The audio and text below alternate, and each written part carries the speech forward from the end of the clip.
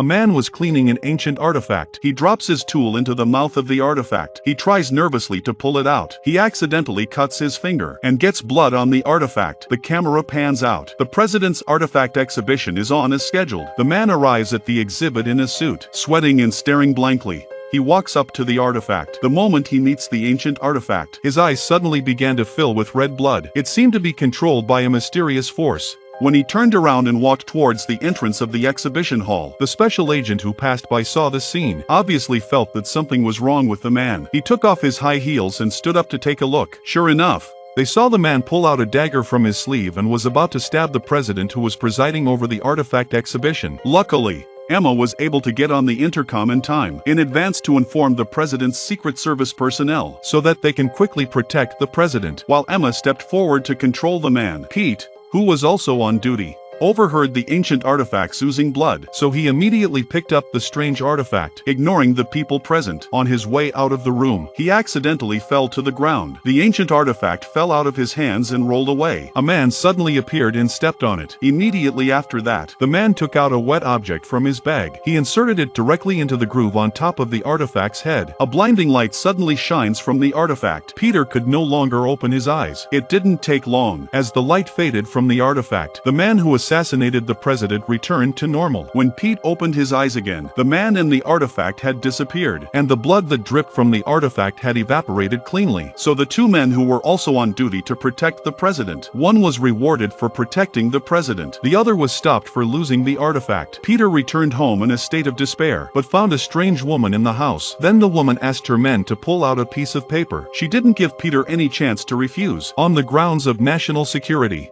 She recruited him under her spell. Peter was told to follow the instructions the next morning, to report to an old warehouse in the middle of nowhere. Pete didn't know what to do next. Suddenly, a football comes crashing down from the sky, almost killed him for no reason. It wasn't long before another car appeared outside the warehouse. Pete took a look. The person coming out of the car, it was Emma, who was on duty with him. They don't know what's going on. One of them is Pete, who's been suspended. The other one is the one who got a commendation. They shouldn't have been placed together. Then the door to the old warehouse suddenly opened. As they cautiously tried to move forward to check it out, a masked man suddenly appeared behind them.